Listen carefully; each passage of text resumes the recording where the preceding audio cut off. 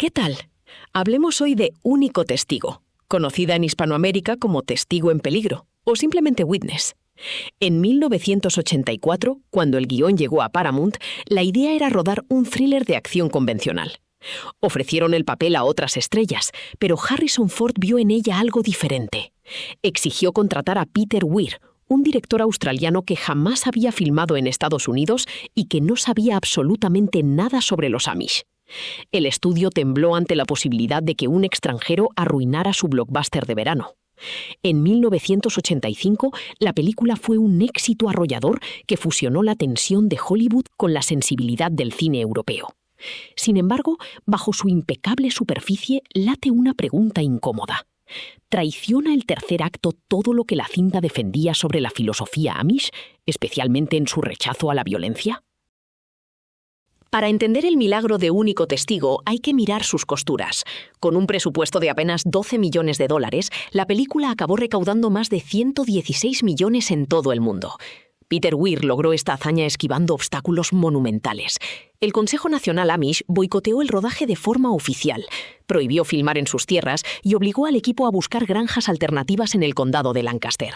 Fue allí donde un jovencísimo Viggo Mortensen debutó en el papel de granjero, simplemente porque su rostro encajaba de forma natural en ese paisaje detenido en el tiempo. El reparto lo completaban una luminosa Kelly McGillis y el pequeño Lucas Haas, cuyos ojos asombrados sostienen el peso de la intriga. Weir filmó rodeado de tensión real, con lugareños que vigilaban de cerca que su estilo de vida no fuera caricaturizado por Hollywood. Un brutal asesinato en los baños de la estación de Filadelfia rompe la paz de un niño que pertenece a otro siglo. Para protegerlo, John Book, un cínico detective de policía, debe esconderse en el corazón de una comunidad pacifista y sin tecnología. La tensión nace del choque entre un hombre acostumbrado a resolver los problemas a golpes y un pueblo que ha desterrado la violencia de su vocabulario. Hay que perdonarle a la trama que los policías corruptos localicen al protagonista en una comarca gigantesca. Sin registros telefónicos, lo encuentran con la facilidad de quien busca un bar en Google. Pero ese tropiezo es secundario frente a la fascinación de ver dos mundos opuestos obligados a convivir en el mismo espacio. El libreto, ganador del Oscar, funciona porque no se conforma con la adrenalina. De hecho, la película es el resultado de una genial estafa artística. Paramount financió el proyecto pensando que compraba una cinta de acción violenta para el lucimiento de Harrison Ford. Pero en cuanto Peter Weir pisó el set, se alió con los guionistas para tachar páginas enteras de diálogos y tiroteos. El estudio entró en pánico al ver que la estrella de Indiana Jones pasaba más tiempo ordeñando vacas y cortando madera que pegando tiros. Tuvieron que vender la película en los tráileres como un thriller salvaje para engañar al público y llenar las salas. Pero una vez dentro, lo que hicieron fue hipnotizarnos. En lugar de acelerar el ritmo, los guionistas se detienen a observar las tareas cotidianas y las leyes no escritas de la comunidad. El conflicto no se limita a la llegada de los perseguidores, sino al peligro de que el protagonista contamine este ecosistema con su temperamento destructivo. La narración utiliza la violencia no como un espectáculo, sino como una transgresión intolerable que altera el orden natural de las cosas. Cada escena de tensión está construida sobre lo que no se dice, confiando en que el espectador entienda las reglas de este aislamiento voluntario. Este respeto por los tiempos y el silencio exigía una puesta en escena que supiera filmar la contemplación sin aburrir. Peter Weir demuestra una sensibilidad asombrosa al dividir la película en dos universos visuales radicalmente opuestos. Filadelfia es retratada con tonos fríos, encuadres claustrofóbicos y un montaje cortante que acentúa la hostilidad urbana. En cambio, en el condado de Lancaster, la cámara de John Seale se relaja y se llena de luz dorada y composiciones horizontales. En la célebre secuencia de la construcción del granero, Weir prescinde de los diálogos para centrarse en el esfuerzo colectivo. No hay espacio para el individualismo. La cámara se desliza entre poleas y vigas, mostrando que la unión de la comunidad es una fuerza física real. Es una dirección que no busca destacar con alardes técnicos, sino integrarse en el tempo pausado de la vida agraria. Y lo mismo ocurre en la inolvidable escena del baile en el garaje, al ritmo de Sam Cooke. El truco de Peter Weir para hipnotizarnos en estos momentos cotidianos es simple. Usa la música como un metrónomo y corta los planos justo en las miradas de Harrison y Kelly. El montaje logra que te olvides por completo de la trama policíaca y te encierra con ellos en ese espacio, transformando un baile inocente en una secuencia de puro suspense romántico y deseo prohibido. Harrison Ford ofrece aquí la interpretación más sutil y madura de su carrera. Para preparar a John Book, Ford patrulló días con la Policía de Homicidios de Filadelfia. Por su parte, Kelly McGillis se instaló de incógnito con los Amish para dominar sus gestos. La química entre ambos es prodigiosa precisamente porque se construye sobre la renuncia y el deseo insatisfecho. Lucas Haas, con su mirada limpia, funciona como el espejo moral donde Book se ve reflejado. El reparto secundario, repleto de rostros severos, refuerza la sensación de una comunidad que protege su pureza con una firmeza silenciosa. Los actores no interpretan el pacifismo como una debilidad, sino como una disciplina espartana que requiere un control absoluto sobre el cuerpo y las emociones. Esta contención física se complementa con una atmósfera sonora que limpia el ruido del mundo moderno. El diseño de sonido y la banda sonora de Maurice Jarre juegan un papel decisivo en esta inmersión cultural.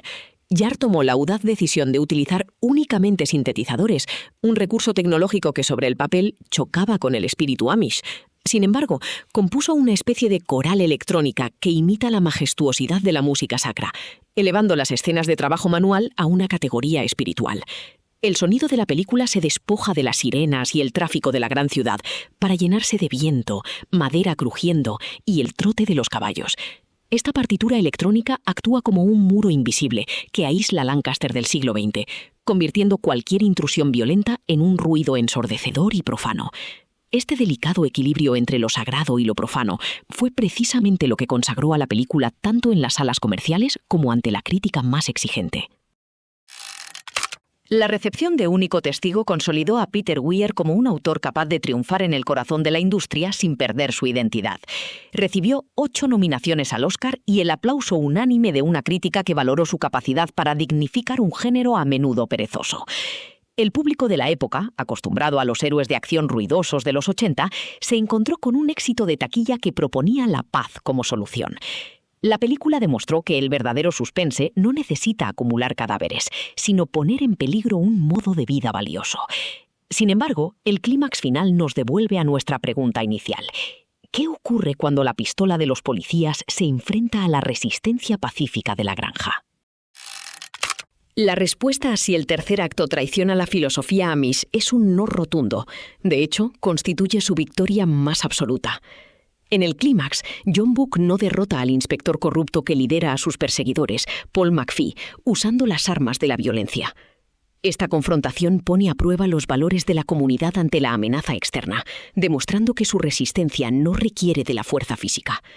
McPhee, con el arma cargada, se descubre impotente, porque la violencia necesita un oponente que acepte sus reglas de destrucción mutua. Ante un muro de testigos desarmados que solo miran, el poder de la pistola se evapora por completo. Y es aquí donde descubrimos el verdadero juego de palabras de su título original, Witness. Mientras que en español la conocimos como Único Testigo o Testigo en Peligro, enfocándonos solo en el niño del principio, el clímax final nos demuestra que el testigo ya no es uno solo. Es toda la comunidad unida, ejerciendo una resistencia pacífica que desarma al invasor. No es la fuerza del policía la que vence, sino el pacifismo militante y colectivo de la comunidad. Este desenlace conecta con una escena previa, aquella donde unos turistas se burlaban de los Amish y un impulsivo John Book los defendía rompiéndole la cara a golpes a uno de los provocadores.